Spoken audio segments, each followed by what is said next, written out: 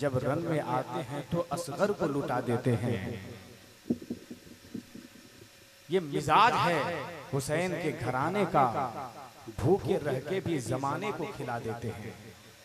माशाअल्लाह उस घराने के चश्मो चराग बैठे हैं।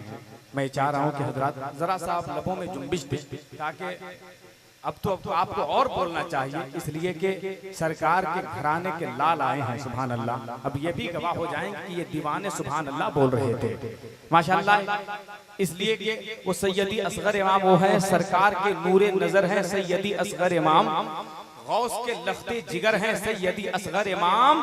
क्या मजाल कोई दुश्मन हमें आपको बहका सके, हम सबों के राहबर हैं सैयदी असगर इमाम, हम सबों के राहबर हैं सैयदी असगर इमाम। हजरत ये समझ लीजिए कि अल्लाह रब्बुल इज्जत ने हजरत को ऐसा नवाजा है, ऐसा नवाजा है कि खुल्द में जाने की राह हो जाए, फकीर आए तो बादशाह हो जाए। खुदा ने इतना नवाजा है असगर इमाम को, जहां बैठे वही खानका हो जाए, जहां बैठे वही खानका हो जाए।